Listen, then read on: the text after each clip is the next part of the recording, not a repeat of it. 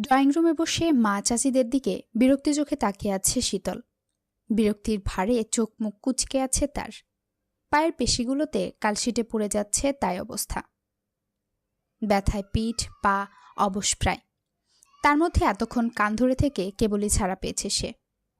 ছাড়া পাওয়া মাত্রই সোফায় বসে পা ধরে কাঁদতে শুরু করেছে। তাকে কাঁদতে দেখে সিমিন চৌধুরী বকতে বকতে গেছেন রসুন তেল গরম করতে।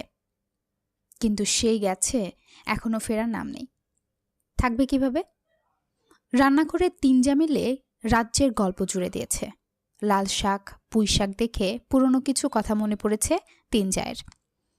ওনাদের প্রেগনেন্সির সময় কে কোন জিনিস খেতে পারত না, কার কোনটা খেতে ইচ্ছে করত, কোন খাবার দেখা মাত্রই গা গুলাতো, এসব কথাই উঠেছে। ওনাদের সঙ্গে সঙ্গ দিয়েছে কাজের বুয়া সাহেলা। এই মহিলা আরেক গল্পবাজ, যার তার সঙ্গে গল্প জুড়ে দেয়। গল্প করতে করতে বাংলায় গালিও ছুড়ে অনায়াসে। ওনার এই বদভ্যাসের কারণে শায়নের কাছে ধমক খেয়েছে বেশ কয়েকবার। ধমক খাওয়ার পর মুখ কাচুমাচু করে বলে, জীবনেও আর গালাইতাম না ভাইজান, যদি গালাই তাহলে কুত্তার লগে দোস্তি করুম, কুত্তা আমার দোস্ত। এরপর 2-3 দিন ঠিক থাকে, তারপর যা আকার তাই। শুদ্ধকে দেখে ভয় পায় বিধায় সে বাড়িতে এলে কম কথা বলে, দূরে দূরে থাকে। শুদ্ধ গেলে যেন হাঁপ ছেড়ে পাচ্ছে। একবার তো বড়মাকে বলেই ফেলেছিল, মা জননী আপনি সুডোপোলায় এরাম খসখসা মেজাজের কেন? হাই প্যাডে থাকতে কি খুশকা পাতার রস খাইছিলেন? সেদিন তার কথা শুনে বড়মাও বিস্মিত নজরে তাকিয়েছিলেন। আসলে কি জবাব দিবেন বুঝে উঠতে পারছিলেন না বেচারি। এদিকে রান্না করে গল্প আরও জমে উঠেছে। অট্টহাসির শব্দ শোনা যাচ্ছে। শীতল হাঁপাতে হাঁপাতে খুঁড়াতে খুঁড়াতে ধীরে ধীরে সিঁড়ি বেয়ে নিচে রুমে গেল। বিছানায় শুয়ে বালিশের পেটে মুখ গুজে কাঁদতে লাগল। সকাল সকাল মুড খারাপ করে দিয়েছে এই পাজি শুদ্ধ। সব জায়গার শুদ্ধর পুরুষগিরি না করলে চলেই না তার। ইস, চালাকাট দিয়ে কত জোরেই মারল। এভাবে কেউ কাউকে মারে? পুলিশও চোরকে এভাবে পেটায় না বোধ হয়। আর কেউ কিছু বললও না, বারণও করল না, শুধু পানিশমেন্ট দেওয়া দেখল। এখানেই প্রমাণ হয় বাড়ির কেউ ভালোবাসে না তাকে, কেউ না। যখন কেউ ভালোবাসে না, এই মুহূর্তে মরে গেলেই ভালো হতো। তখন সবাই বুঝত এত মারকাটের কি খুব দরকার ছিল। কি এমন মস্ত বড় পাপ করেছে? শুধু টিকটকই তো করেছে। অসংখ্য মানুষ টিকটক করে, প্রেম করে, তার কি মানুষ না? মুদ্রা কথা, প্রেম আর টিকটক এক জিনিস হলো নাকি? মোটেও না। শয়তানে যখন লাড়ে মানুষ তখন প্রেমে পড়ে। প্রেম করতে ডগমগ করে উঠলে প্রেমের খাদে, সেই খাদে একা একাই হাবুডুবু খায়। তারপর যখন হুঁশ আসে তখন বুঝে প্রেম কী জিনিস। আর মনের খুশির জন্য করে টিকটক। নেচে গেয়ে বিনোদন দেয় নিজেকে এবং নিজের মর্জিকে। তাই তার ভাষ্যমতে প্রেমের জায়গায় প্রেম, টিকটকের জায়গায় টিকটক। মূলত এই কথা ভেবে প্রেম আর টিকটক করার সিদ্ধান্ত নিয়েছে, যাতে প্রেমের ছ্যাঁকা খাওয়া মাত্র টিকটক করে মনের দুঃখ কমাতে পারে। তাছাড়া দুঃখের গানগুলো নাকি ছ্যাঁকা না খেলে ঠিকঠাক মতো অভিনয় করা যায় না, করলে খামতে থেকে যায়। এই তো তাদের পাশের বাড়ির ডিভোর্সি মেয়ে রুনিয়া আপুও টিকটক করে। তার লদলদে গতর নিয়ে ঝাগানাকা গানে কোমর দুলিয়ে দুলিয়ে নাচে। কখনো বা প্রাক্তন স্বামীর কথা ভেবে ভিডিও অন করে খুব কাঁদে। এতে স্বামীরও স্মরণ করা হয়, টিকটকও করা হয়। আবার তাদের ক্লাসের মেকআপ সুন্দরী মিলি টিকটক করে। পড়াশোনায় পুরোই ডাব্বা। কলেজ বেগে বই বাদে মেকআপ সামগ্রী নিয়ে ঘুরে। পথে ঘাটে সুযোগ পেলেই টিকটক করতে শুরু করে। এসব করে সমান তালে টাকা কামাচ্ছে। আইফোন কিনতে নাকি বিদেশে যাবে। দেশে আসা আইফোন প্রায় নকল হয়, তাই সরাসরি বিদেশ গিয়ে চোখে দেখে প্রখর করে আইফোন কিনবে। কি সৌভাগ্য তার! নিজের টাকায় শখের জিনিস কেনার মতো সুখ পৃথিবীতে আছে নাকি? না, নেই তো। এই সুখ অনিন্দ, নিষ্কলঙ্ক। বাস্তব সত্য হলো, টাকা থাকলে সবাই উড়ে উড়ে ভালোবাসতে আসে, আদর করে, কিছু হলে বলার জন্য কিলকিল করে যত্ন করে আসে। আর যার টাকা নেই, তার সম্মানের পরদ একদম শূন্যের কোঠায়। গুরুতর কিছু হলে গুরুত্ব মিলে না, যত্ন মিলে না। এ বাড়িতে জলজ্যান্ত উদাহরণ হিসেবে তার কথাখানায় ধরা যাক। তার টাকা নেই, ছোটোখাটো ইনকাম সোর্সও নেই। এই জন্যই কেউ তাকে দেখতে পারে না, ভালোবাসে না। মাসে মাসে মোটা টাকা কামানো ঘাওড়া শুদ্ধ ভাই সবার চোখের মণি। কয়লার খনি। ও সামান্য জ্বর এলেও সবাই তাকে আদরে আদরে গদগদ করে মাথায় তুলে রাখে, অথচ তার বেলায় যেন লবডঙ্কা। অন্যকে কী বা বলবে? নিজের আপন মায়েরও তো কোনো পাত্তা নেই, গুরুত্ব নেই। থাক, লাগবে না, কারো পাত্তা লাগবে না। পায়ের ব্যথায় মরে ভূত হয়ে এখানে এভাবে পড়ে থাকুক, আর সবাই শুদ্ধ পুরুষকে নিয়ে ভালো থাকুক। এমন মন করা অভিযোগ করতে করতে শীতল এক পর্যায়ে ঘুমিয়ে গেল। তবে তার অজানায় রয়ে গেল, সে ঘুমানোর পর তার মা বড় মা এসে পায়ের ব্যথা কমানোর স্প্রে করেছে, ঠিকঠাক শুইয়ে গায়ে চাদর টেনে দিয়েছে। পাগল মেয়েটা কত শত অভিযোগ করল, অথচ এটাও অজ্ঞত রইল তার মা পায়ের কালশিটে দেখে ছলছল চোখে তাকিয়ে আলতো করে হাত বুলিয়েছেন স্নেহমাখা স্পর্শে। কপালে আদর রেখে অশ্রুভেজা চোখ মুছে দিয়েছেন মমতামাখা আঁচলে। আর বড় মা ওর পায়ের অবস্থা দেখে শুদ্ধকে আরেক দফা ছেড়েছেন। সময় তখন দুপুর 1:48। এ সময় চৌধুরী নিবাসের কর্তারা বাসাতে থাকে না বললেই চলে। অফিস থেকে বাসায় ফিরে লাঞ্চ সারা সম্ভব হয়ে ওঠে না, ব্যস্ততা থাকে, কখনো মিটিংয়ে থাকে, হিসেব নিকেশের ব্যাপার থাকে। মুর্দা কথা, সময়ের সঙ্গে পেরে ওঠা মুশকিল হয়ে দাঁড়ায়। কিন্তু শারাফত ও সাফওয়ান চৌধুরী, ছোট ভাই শাহাদাত চৌধুরী ছুটিতে এলে 3 ভাই একসঙ্গে খেতে বসে। তখন যত ব্যস্ততায় থাকুক, 3 বেলা একসঙ্গে এক টেবিলে খেতে ঠিকই সময় বের করে নেয়। তখন ভাইয়ের থেকে কাজকে গুরুত্ব বলে মনে হয় না, কারণ শাহাদাত চৌধুরীর বাড়ির বাইরে থাকেন। দিনের পর দিন, মাসের পর মাস একা একা খান, পরিবারকে কাছে পান না, সময় দিতে পারেন না। ওনার নিশ্চয়ই পরিবারের সবার সঙ্গে সময় কাটাতে খুব ইচ্ছে করে, গল্পের পশটা খুলে খাওয়ার পর্ব সারতে ইচ্ছে করে। তাছাড়া টেবিলে খেতে বসলে কত কথা হয়, কত মজা হয়, রাগ, অভিমান, দুষ্টুমি, খুনসুটি সবই হয়। আর এগুলো বন্ধনকে আরও দৃঢ় করে, সম্পর্ক মজবুত করে। ছোট ভাইয়ের দিকটা মাথায় রেখে শারাফত চৌধুরীর আদেশে যে কটা দিন উনি বাড়িতে থাকেন, সবাই খাওয়ার সময় ঠিক সময়ে পৌঁছে যায়। নিয়ম অনুযায়ী আজও সবাই একে একে খাবার টেবিলে এসে হাজির, অথচ সবার মধ্যে শীতল অনুপস্থিত। তার কথা জিজ্ঞাসা করায় সকলে মুখ চাওয়াচাই করল। কেউ জানে না তার কথা। সকালের পর তাকে নিচে নামতে দেখা যায়নি, রুম থেকে বেরও হয়নি, এমনকি সকালেও খায়নি। একথা শুনে শারাফত চৌধুরী নিজেই গেলেন অভিমানী মেয়েটার রাগ ভাঙাতে। উনি না গেলে তাকে কেউ আনতে পারবেন না, একথা আরও অজানা নয়। বাবাকে যেতে দেখে শুদ্ধ বিরক্ত হয়ে তাকাল। এত আহ্লাদে আরও ফাজিল হয়েছে সে। শাসনই একটা মেরেছে কি না, তাতে না খেয়ে ঢঙের পশটা খুলে বসেছে। বাবা গেল, এরপর যদি না আসে তাহলে আরেক দফা মার হবে তার। সকালে চেলাকাট দিয়ে দিয়েছে, এবার হাতই যথেষ্ট। থাপড়ে মারের দাঁত যদি না নড়িয়েছে, তার নামও সোয়াইব চৌধুরী শুদ্ধ নয়। এদিকে ক্ষুধার চোটে শীতলের সাধের ঘুম ভেঙে গেছে অনেক আগে, কিন্তু মনে জেদ পুষে উঠছে না, খেতেও যাচ্ছে না, খালি এপাশ ওপাশ করে সময় কাটাচ্ছে। ফোনটাও নেই যে স্বর্ণা আপুকে ফোন করে বলবে চুপি চুপি কোনো খাবার দিয়ে যেতে। তার রাগের আবার আরেক জ্বালা, মানুষের রাগ উঠলে নাকি ক্ষুধামান্দা হারিয়ে যায়, আর তার পেটে রাক্ষসে ক্ষুধা এসে হাজির হয়, ইচ্ছে করে দুনিয়া শুদ্ধ খেয়ে ফেলবে। একথা কোনো কথা? এমন হলে রাগ দেখাবে কি করে? আর রাগ না দেখালে বুঝাবে কি করে সেও বড় হয়েছে? তাকে যখন তখন মারা যাবে না, বকাও যাবে না, কিন্তু কেউ তাকে খেতে ডাকছে না কেন? কিছুক্ষণ আগে বাবা, মেজোজাচ্চু, বড় মা, শখাপু ডেকেছিল, সে রাগ করে যায়নি। অভিমানের পারদ আকাশচুম্বী কিনা, যাবেও না, খাবেও না ভেবে দরজা আটকে ঘাপটি মেরে বসেছিল। ঘুম ভাঙার পর তার রাগ পড়ে গিয়েছিল কিছুটা, কিন্তু তাদের ডাকাটাকি শুনে শুদ্ধ রুম থেকে বেরিয়ে এসে খ্যাক খ্যাক করে বলেছে, এত ডাকাটাকির কি আছে? খাবে না ভালো কথা, একবেলা না খেলে কেউ মরে না। ওই লাউয়ের বাচ্চা কদু এ কথা বলে তার রাগটা বাড়িয়ে দিয়েছে। সে পারত না নিজে সে সুন্দর করে ডাকতে? একবার বললে কি বা হতো, সরি আর মারব না, খেতে আই। কিন্তু সে উল্টে তারা কথা বলে রাগ চড়িয়ে দিয়েছে, মেজাজের উপর কেরোসিন ঢেলে আগুন জ্বালিয়ে দিয়েছে। তখন থেকে তার মেজাজও চাঙ্গে উঠে আছে। আপাতত বৃষ্টি মেজাজ ঠান্ডা করতে শাওয়ার নিয়ে এলো সে। শুদ্ধকে বকা চলমান রেখে ভেজা চুল মুছতে মুছতে কে যে নক করলো রুমে দরজা। খ্যাক করে উত্তর দেওয়ার আগেই ভেসে এলো বড় বাবার গলা। সে জলদি দরজা খুলে দেওয়া মাত্রই শারাফাত চৌধুরী স্নেহমাখা হাসি উপহার দিলেন। শীতল সব রাগ ভুলে গেল।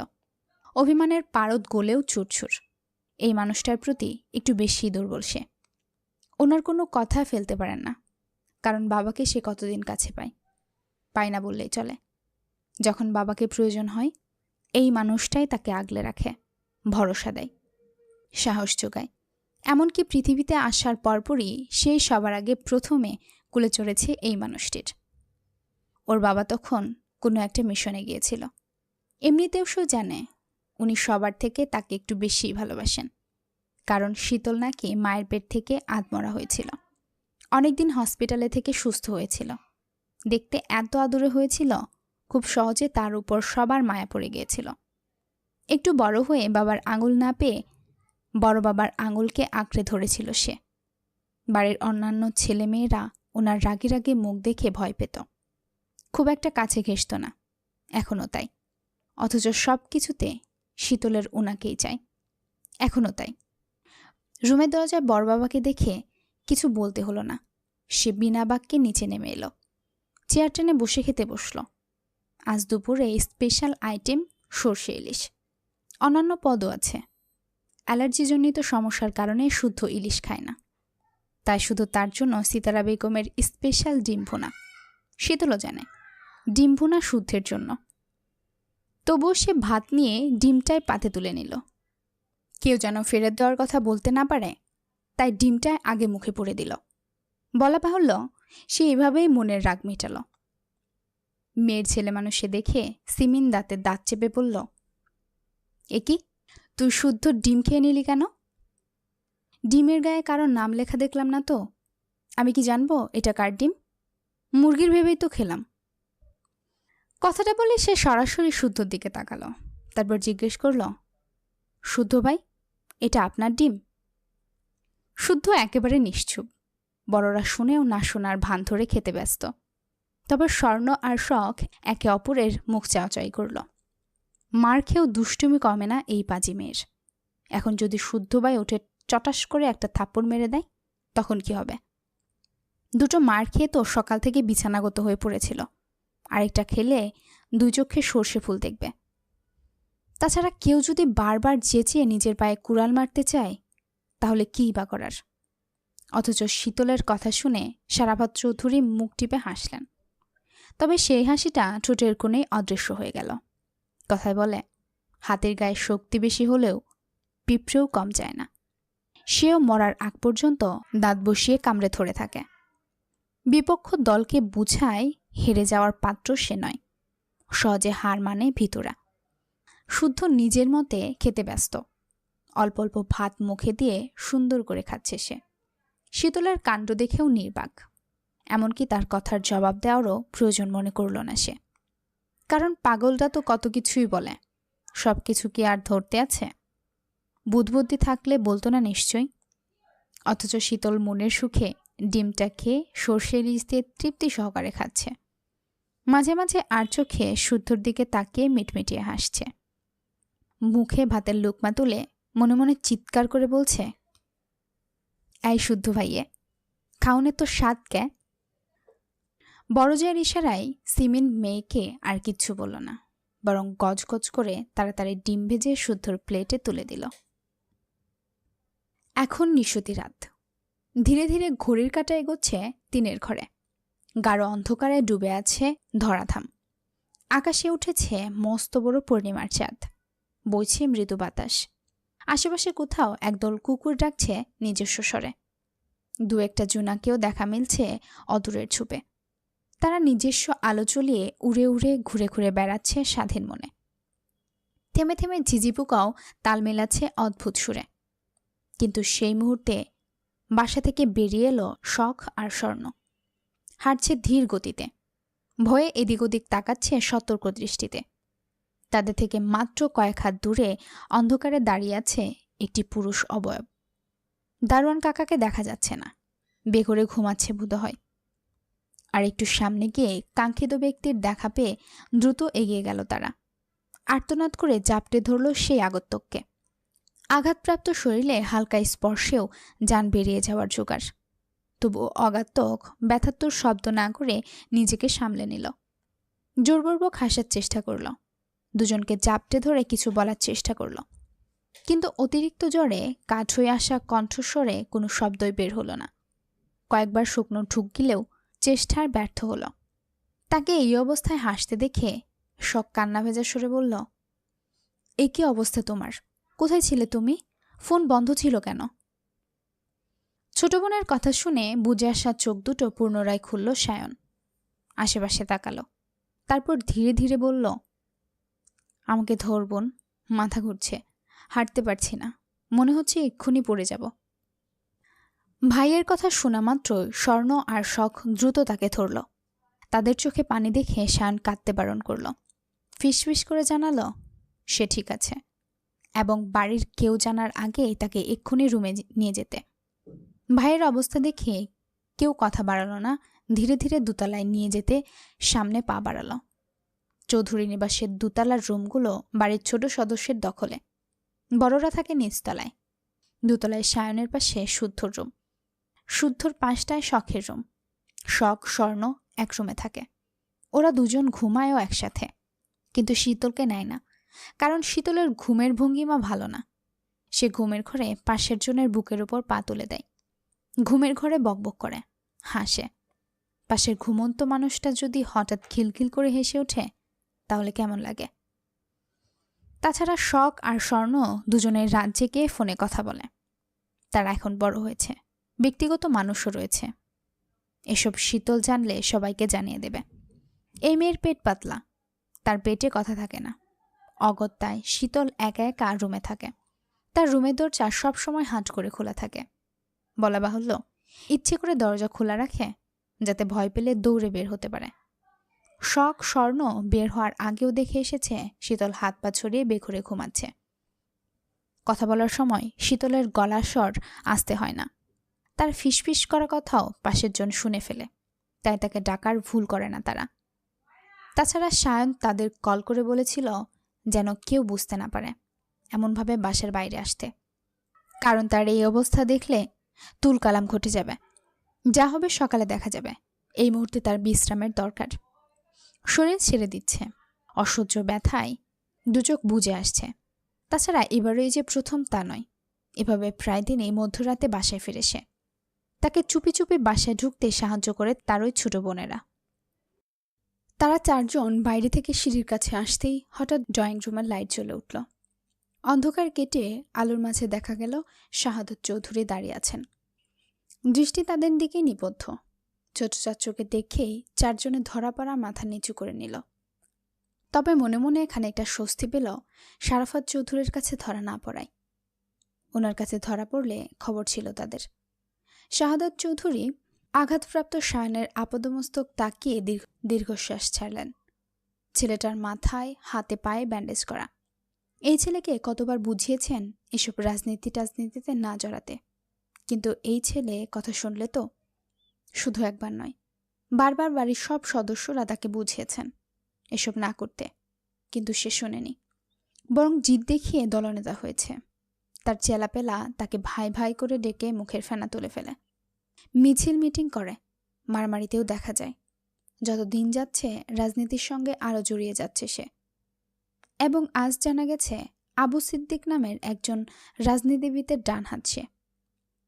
নির্বাচনের জন্য যত দৌড়ঝাঁপ করতে হয় করছে আবু সিদ্দিকের হয়ে। একথা শোনামাত্র শারাফাত চৌধুরী ভীষণ ক্ষেপেছে তার ওপর, কারণ চৌধুরী নিবাসের কেউই সরাসরি রাজনীতিতে জড়ায়নি কখনো। সায়নী এই দুঃসাহস দেখিয়েছে। এসবের চক্করে কবে যে মার খেয়ে মরে রাস্তায় পড়ে থাকে কে জানে। ভালো স্টুডেন্ট সে, রেজাল্টও ফার্স্ট ক্লাস, অথচ আবেগের বশে ভুল ডিসিশন নিয়ে ক্যারিয়ার নষ্ট করে রাজনীতিতে নাম লিখিয়েছে। তাকে কোনোভাবেই বোঝানো যাচ্ছে না রাজনীতি এত সোজা নয়। রাজনীতিতে টিকতে গেলে নোংরা সাফ করার সঙ্গে সঙ্গে নিজের গায়ে নোংরা লাগাতে হয়। লয়াল পার্সন হয়ে আর যাই হোক কখনো রাজনীতি করা যায় না। করলে জান মান সহ ক্ষমতার স্থায়িত্ব থাকে না। এসব ভাবতে ভাবতে উনি এগিয়ে এলেন। ড্রয়িং রুমের দেওয়ালে সেটে থাকা বড় দেওয়াল ঘড়ির দিকে তাকিয়ে সময়টা দেখে নিলেন। একবার তাকালেন বড় ভাইয়ের রুমের দিকে। ওই মানুষটা কিছুক্ষণ আগে রুমে গিয়েছেন। ছেলের টেনশনে অস্থির হলেও কাউকে বুঝতে দিতে রাজি নন তিনি। শায়ন পরশুদিন দুপুরে সবার সঙ্গে খেয়ে বের হয়েছিল। এরপর খোঁজ পাওয়া যাচ্ছিল না তার। ফোনও বন্ধ ছিল। তার ফ্রেন্ডরাও খোঁজ দিতে পারছিল না। দলের চেলাপেলাদের জিজ্ঞেস করেও লাভ হয়নি। মধ্যখানে একদিন পর এত রাতে বাড়ি ফিরেছে সে। ছেলেটা বাড়ি ফিরেনি দেখে বড়দের কারো খাওয়া নেই, চোখে ঘুম নেই। অথচ এই ছেলের মধ্যে এক ফোঁটাও অনুশোচনা নেই, খারাপ লাগার রেশ নেই। মনে মনে এসব ভেবে উনি শখ ও স্বর্ণকে সরতে বলে নিজের শায়নকে ধরে উপরে নিয়ে যেতে যেতে বললেন, নিজের জানের মায়া না করো। বাবা মায়ের কথা অন্তত মাথায় রাখতে পারো। তাদের বয়স হচ্ছে, আর কত। শায়ন বরাবরের মতোই নিরুত্তর। রোজ এক কথা শুনতে শুনতে কানের পোকা বের হয়ে গা শোয়া হয়ে গেছে। এখন কেউ কিছু বললে তার গায়ে লাগে না, খারাপও লাগে না, বরং বেহায়া মনে আনন্দ হয়। কারণ ভীষণ শখের পেশায় নিজের নাম তৈরি করতে পেরেছে, ক্ষমতা অর্জন করেছে। তার নাম শাহরিয়ার চৌধুরী শায়ন। রাজনীতির মাঠে তাকে শাহরিয়ার ভাই নামে পরিচিত সে। এটা তার কাছে গৌরবের, অহংকারের। শাহাদত চৌধুরী তাকে ধরে পৌঁছে দিয়ে সাবধানে বিছানায় শুয়ে দিলেন। কিভাবে এই অবস্থা হলো সরাসরি জিজ্ঞাসাও করলেন। শায়ন জানালো, বিপক্ষ দলের ছেলেপুলেরা একা পেয়ে দুঘা বসিয়েছে। একা থামাতে পারেনি কাউকে, ফলস্বরূপ আধমরা হতে হয়েছে। রাজনীতি মানেই তো একদিন মারো তো আর একদিন মার খাও। এ আবার নতুন কি? মাঝখানে একদিন হসপিটালে ছিল। বাসায় জানলে দুশ্চিন্তা করবে, তাই কাউকে জানায়নি সে। ফোনটা হারিয়ে গেছে বিধায় কাউকে জানাতেও পারেনি। দুশ্চিন্তার কারণ নেই, সে একদম ঠিক আছে। একের পর এক শায়নের দুর্বল যুক্তি শুনে শাহাদত চৌধুরী শুধু শুনলেন। তারপর কিছু লাগবে কি না জানতে চাইলেন। শায়ন বালিশে মাথা রেখে নাবোধক মাথা নাড়লেও মনে মনে ঠিকই বলল, ছোটবেলার মতো প্যান্ট খুলে আমাকে হিসু করিয়ে আনো চাচ্চু, বড্ড চাপে আছি। এখন বড় হয়েছে, এ কথা কি আর মুখে বলা যায়? তবুও দু হাতে ব্যান্ডেজ থেকে শাহাদাত চৌধুরী নিজে থেকেই জানতে চাইলেন ওয়াশরুমে যাবে কিনা। মনের কথা মুছে ফেলায় শায়ন একটু লজ্জাও পেল, তবে মুখে বলল যাবে না। কথাটা শুনে উনি চলে গেলেন। উনি যাবার পরপরই শখ আর স্বর্ণ খাবার হাতে রুমে ঢুকল। শখ নিজে হাতে বড় ভাইয়াকে খাইয়ে মেডিসিন খাইয়ে দিল। এদিকে খাওয়ার পরপর প্রস্রাবের চাপ আরও বেড়েছে। ছোট বোনদের বলতে পারছে না ওয়াশরুমে নিয়ে যাওয়ার কথা। যতই হোক বোন তো। এদিকে ঘড়ির কাঁটা এসেছে 3টের ঘরে। সময় কাটছে যেন বাতাসের গতিতে। অনেক রাত হয়েছে দেখে বোনদের ঘুমাতে যেতে বলে কাঠ হয়ে শুয়ে রইল সে। শখ ভাইয়ের গায়ে চাদর টেনে পা বাড়াতেই শায়ন চোখ বন্ধ করা অবস্থায় বলল, শুদ্ধ কি বাড়িতে আছে নাকি চলে গেছে? ছোট ভাইয়া বাসাতেই আছে, ওকে ডেকে দিয়ে যা, আস্তে ডাকিস, কেউ যেন না শুনে। আচ্ছা ভাইয়া। এই কথা বলে শখ আর স্বর্ণ শুদ্ধর রুমে দরজায় নক করল। দুবার নক করতেই শুদ্ধ বেরিয়ে এলো। সম্ভবত পড়ছিল। এত রাতে দুজনকে দেখে কিছু বলার আগেই স্বর্ণ জানালো শায়ন ডাকছে। এত রাতে শায়নের ডাকা মানে আহত হয়ে বাড়ি ফিরেছে। সে কথা না বাড়িয়ে তাদের যেতে বলে নিজেও পা বাড়ালো বড় ভাইয়ের রুমে। শুদ্ধ শায়নের রুমে গিয়ে কেবল দাঁড়াতেই শায়ন তীক্ষ্ণ দৃষ্টিতে ছোট ভাইয়ের দিকে তাকালো। রাগে মুখ থমথম করছে তার। এতক্ষণ নিজেকে সামলালেও শুদ্ধকে দেখা মাত্রই চরচর করে রাগ বাড়ছে। ইচ্ছে করছে নাক বরাবর ঘুষি বসিয়ে দিতে। শুদ্ধ বড় ভাইয়ের দৃষ্টির মানে বুঝেও নির্বাক। সে জানে তাকে ডাকার মূল কারণ। সে নিজেও ভাইয়ের দিক থেকে দৃষ্টি সরাল না, বরং চোখে চোখ রেখেই সামনে সোফায় রাজকীয় ভঙ্গিমায় বসল। তাকে এভাবে বসতে দেখে শায়নের মেজাজ আরও বিগড়ে গেল। সে ব্যথা শরীরেই চট করে উঠে বসল। তারপর রাগে ফুঁসতে ফুঁসতে বলল, যেটা করছিস ভালো হচ্ছে না, এখানেই থেমে যা। কোনটা ভালো হচ্ছে না? কিসের কথা বলছি ভালো করেই জানিস। মিষ্টি কথার বাওয়াল বাদ দিয়ে ছেড়ে কাস। তুমি কি আমার গভ যে মিষ্টি বাওয়াল ঝাড়ব? কেন ডেকেছ বলো। তুই আমার পিছু পিছু কৃষ্ণনগর কেন গিয়েছিলি? শুধু সঠিক জবাবের ধারের কাছেও গেল না, বরং তারা কণ্ঠে তাচ্ছিল্য করে বলল, ভুল পথ ছেড়ে সঠিক পথে এসো। এতে তুমি আমি দুজনেই ভালো থাকব। আমি সঠিক পথে আছি। না, নেই। তুমি ভুল মানুষের সঙ্গ পেয়ে ভুলকে সঠিক বলে চালিয়ে দিলে হবে না। তোমাকে আগেও বলেছি, চোখ কান খোলা রেখে আগে মানুষ চিনে পা বাড়াও। এখন তোর থেকে আমাকে মানুষ চেনা শিখতে হবে? আমি বোকা, তুই চালাক, এটাই বোঝাতে চাচ্ছিস? বোঝাতে চাচ্ছি না, সরাসরি বলছি, তুমি বোকা। বোকা বলেই যে কেউ সহজে তোমার ব্রেন ওয়াশ করতে পারে। তুমি না ভেবেই ভুল মানুষকে বাঁচাতে বুলেটের সামনে বুক পেতে দাঁড়িয়ে যাও। সেই মন ইউ ভাই। শুদ্ধ। ভাইয়ের ধমক শুনেও শুদ্ধ দমল না, বরং সে আগের তুলনায় তীক্ষ্ণ সুরে পাল্টা জবাব দিল। চেঁচিয়ে সত্যকে মিথ্যা প্রমাণের বৃথা চেষ্টা করে এনার্জি লস করো না। এখনো সময় আছে। মানুষ চেনা শিখে নাও, নয়তো চরম মূল্য দিতে হবে তোমাকে। আজ তোমার দলের একজনকে মেরেছি, একই কাজ করলে আগামীতে আরও 10 জনকে মারব। একজন রিচার্জার হিসেবে শুধু নাম কামিয়েছি তা কিন্তু নয়, ঘাটতারা হিসেবেও নামডাক রয়েছে আমার। আর সেটা তোমার থেকেও ভালো আর কেউ জানে না নিশ্চয়। ঢাকায় ফিরে যা। এসবের মধ্যে নিজেকে জড়াস না। এক কথা বারবার বলতে পারবো না। এর আগে তোর গায়ে হাত তুলিনি, আর তুলতেও চাই না। ফিরে যা, নিজের কাজে মন দে। আমার পার্টি অফিসের আশেপাশে তোকে যেন না দেখি। সবার কাছে তুই ভালো ছেলে, তাই হয়ে থাক। বড় ভাই যদি ভুল পথে পা বাড়ায়, আপনা আপনি ছোট ভাইয়ের ঘাড়ে চলে আসে।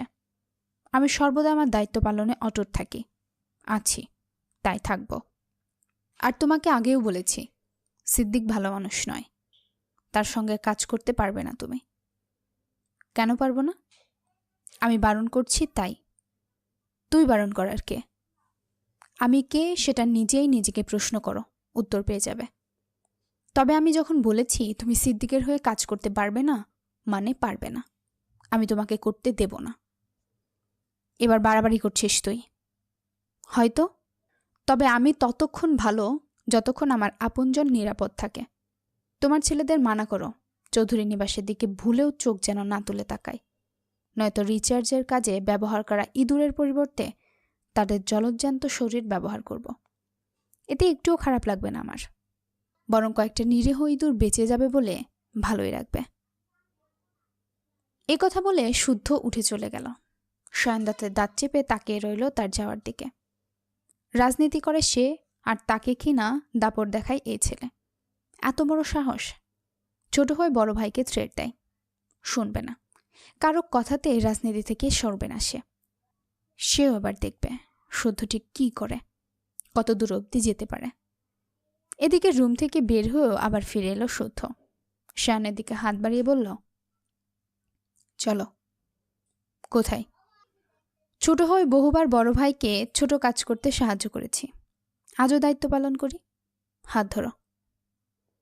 কথাটা শুনে শায়ন দাঁত কটমট করে তাকিয়ে রইল। জেদ দেখিয়ে মুখ ফিরিয়ে নিল ভাইয়ের থেকে। তাকে মুখ ফেরাতে দেখে শুদ্ধ এক ভ্রু উঁচু করে তার আসরে বলল, মুখ ফিরিয়েও লাভ হবে না। এখন আমার সঙ্গে তোমাকে ওয়াশরুমে যেতে হবে, আর আমার কথাতেই তোমাকে সিদ্দিকের সঙ্গ ছাড়তে হবে। এ কথা নড়চড় হবে না। চাইলে চেষ্টা করে দেখতে পারো, তবে ফলাফল যা আসবে আমার কথা মতোই। প্রয়োজনে লিখে রাখো। আমি শুদ্ধ যে এক কথার মানুষ, সেটা মনে করিয়ে দিতে হবে না নিশ্চয়। কথাটা বলে শুদ্ধ ভাইয়ের হাত শক্ত করে চেপে ধরে উঠে দাঁড় করালো। একদিকে তলপেটের চাপ, অন্যদিকে ভাইয়ের জেদের কাছে হার মেনে শায়নকে উঠতেই হলো। শারাফাত চৌধুরীর 3 সন্তান, শায়ন, শুদ্ধ, শখ। তারা বরাবরই মেধাবী স্টুডেন্ট। তাদের সঙ্গে পড়াশোনা নিয়ে খ্যানখ্যান করতে হয়নি কাউকেই, বরং তারা ফার্স্ট ক্লাসে উত্তীর্ণ হয়েছে প্রতিটা পরীক্ষায়।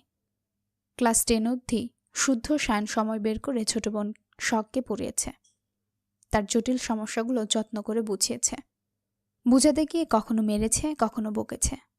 শখ মার বকা খেয়ে তাদের কাছেই পড়া শিখেছে। শখ শায়নের কাছে পড়তো ইংলিশ, শুদ্ধর কাছে ম্যাথমেটিক্স। তাদের পড়াশোনার ধরনে আলাদা করে টিউশনের ব্যবস্থা করে দিতে হয়নি কখনো। বোনের জন্য প্রয়োজনীয় সাজেশন, নোটস তারা নিজেরা কালেক্ট করে এনে দিত। কার থেকে আনতো এই প্রশ্ন করার সাহস হয়নি শখের। সে শুধু মন দিয়ে পড়ত। তাকে পড়ানোর মূল শর্ত ছিল ভালো রেজাল্ট। কিভাবে করবে কি সে জানে। শুদ্ধ সায়ন দুজনেই মাসে 2 বার করে পরীক্ষা নিত। কোশ্চেন করত জটিল করে, এতটা জটিল যে মাঝে মাঝে কোশ্চেন দেখে শখের ঘাম ছুটে যেত। ভুলেও যেত না এটা কোনো বোর্ড পরীক্ষা নাকি অন্য কিছু। তবে পরীক্ষায় ভালো করলে যখন 2 ভাই তার আবদার পূরণ করত, খুব খুশি হতো। মনে হতো কষ্ট সার্থক। এমন কষ্ট করতে ইচ্ছুক সে। পরীক্ষায় ভালো ফল করে সায়নের কাছে তার প্রথম আবদার ছিল, ভাইয়া আমি ফানুস উড়াতে চাই। এত ফানুস উড়াতে চাই যেন আকাশটা পুরো ফানুস ফানুস দেখায়। সপ্তাহখানেক পর তার আবদার পূরণ করেছিল সায়ন। সে অনেকগুলো ফানুস এনে সবাইকে সঙ্গে নিয়ে হৈ হৈ করে ফানুস উড়িয়েছিল। কি যে চমৎকার ছিল সে মুহূর্তটুকু। রাতের বেলা ছাদে গিয়ে আকাশের দিকে তাকালেই সেদিনের কথা মনে পড়ে তার। সায়ন এ বাড়িতে বড় ছেলে হলেও বাড়িতে সবার সঙ্গে হাসি খুশি কথা বলে, মজা করে, বোনদের পেছনে লাগে, হাত ভর্তি জিনিস এনে দেয়, ছোটখাটো আবদার পূরণ করে। তবে তার থেকে শুদ্ধ একটু ব্যতিক্রম। সহজে হাসতে দেখা যায় না তাকে। হাসলেও মুচকি অবধি সীমাবদ্ধ। এই স্বভাব পেয়েছে তার বাবা শারাফাত চৌধুরীর থেকে। শারাফাত চৌধুরীর যুবককালের কার্বন কপি যেন শুদ্ধ। কথায় কাজে একই রকম তেরা স্বভাবের। যা পছন্দ নয় কখনো করবে না। তাকে দিয়ে সে কাজ কেউ করাতে পারবে না। আবার যা পছন্দ তার থেকে কেড়ে নিতে পারবে না। যেটা তার শুধুই তার। যেটা করবে বলে ঠিক করবে সেটা করবেই। তাকে আটকানো মুশকিল প্রায়। স্বাভাবিক কথা বলার সময়ে তার দৃষ্টি দেখে আচমকা বুকটা ধুক করে ওঠে। মনে হয় এই বুঝি মনের গোপন কথা পড়ে ফেলল। শায়নের সঙ্গে সব ভাই বোনের সম্পর্ক খুনসুটিপূর্ণ হলেও শুদ্ধর সঙ্গে বনিবনা পড়ে না কারো। শারাফাত আর শুদ্ধ বাড়ির 2 পুরুষ একটু আলাদা বলা চলে। নিজের আপন ভাই বলে শখও তাকে একটু ভয় পায়। পরীক্ষায় ভালো ফল করে সে ভয়ে ভয়ে শুদ্ধর কাছে আবদার করেছিল, ভাইয়া তোমার কাছে আমি কিছু চাই। খাতাতে ম্যাথ করতে করতে শুদ্ধ চোখ তুলে বোনের দিকে তাকালে শখ থতমত খায়। কথা ভুলে যায়। কথার খই হারিয়ে সে ভুলে যায় কি বলতে চেয়েছিল। বোন ভয় পাচ্ছে দেখে শুদ্ধ নরম সুরে জিজ্ঞেস করেছিল, কি চাস বল। রিচার্জার সোয়াইফ চৌধুরী শুদ্ধর বোন হিসেবে সবার কাছে এক্সট্রা সম্মান পেতে চাই। তোমাকে সফল রিচার্জার হিসেবে দেখতে চাই আমি। এ কথা শুনে শুদ্ধ জবাব দেয়নি, হাসিওনি। শুধু বোনের দিকে তাকিয়ে মাথা নেড়ে সম্মতি জানিয়েছিল। রিসার্চার হওয়া তারও স্বপ্ন ছিল, কিন্তু শারাফাত চৌধুরী চাইতেন সে মেরিনার হোক। বড় বড় শিপে শিপে ঘুরে বেড়াক দেশ হতে দেশান্তর। যখন বোনকে সাপোর্ট পেতে দেখল, সেও সিদ্ধান্তে অটল রইল। এরপরের পড়াশোনার তাগিদে চলে গেল ঢাকায়। সায়নের ব্যস্ততা বেড়ে গেল। 2 ভাইয়ের কাউকেই না পেয়ে শখ টিউশন টিচারের ব্যবস্থা করে দেওয়ার জন্য বাবাকে জানালো। শারাফাত চৌধুরী নিজের মেয়ের জন্য হোম টিউটর ঠিক করে দিয়েছিলেন। শখ অনেকদিন ওনার কাছে পড়ত। এরই মধ্যে আনাগোনায় শোনা গেল সায়ন মিছিলে যায়, রাজনীতি করা ছেলেপুলের সঙ্গে ঘুরে, ভার্সিটিতে যার তার সঙ্গে হাতাহাতি করে। এভাবে প্রায় দিনই তার নামে অভিযোগ আসতে লাগলো। শারাফাত চৌধুরী খোঁজ নিয়ে জানলেন সত্যিই ছেলে রাজনীতির সঙ্গে জড়িয়ে গেছে। মেরে ধরেও তাকে রাজনীতি ছাড়ানো গেল না, বরং তার মধ্যে অদম্য জেদের সৃষ্টি হলো। ঝুঁকে পড়ল রাজনীতিতে। এভাবেই দিন যেতে যেতে ক্ষমতার জোরে পেয়েছে দলনেতার পদ। কিন্তু তার হঠাৎই পাওয়া ক্ষমতার ব্যাপারে একটা ঘাপলা রয়েছে। আর এই ঘাপলা ঠিক সর্ষের মধ্যে ভূত থাকার মতোই রহস্যময়। শুনছিলেন নূরজাহান আক্তার আলোর লেখা শেষ চৈত্রের ঘ্রাণ। গল্প পাঠিয়েছিলাম আমি তাসরুস মিম। আজকে শুনলেন গল্পটির 2য় পর্ব। গল্পটা আপনাদের কাছে কেমন লেগেছে অবশ্যই কমেন্টের মাধ্যমে জানিয়ে দিবেন। ভালো লেগে থাকলে গল্পে একটা লাইক, স্টোরি বাই তাসরুস 0.2-তে একটা সাবস্ক্রাইব করে দিবেন প্লিজ। আর হ্যাঁ, অবশ্যই পরবর্তী পর্বের জন্য অপেক্ষা করবেন। পরবর্তী পর্ব খুব শীঘ্রই নিয়ে হাজির হব। ততক্ষণে চোখ রাখুন স্টোরি বাই তাসরুস 0.2 চ্যানেলে। ধন্যবাদ।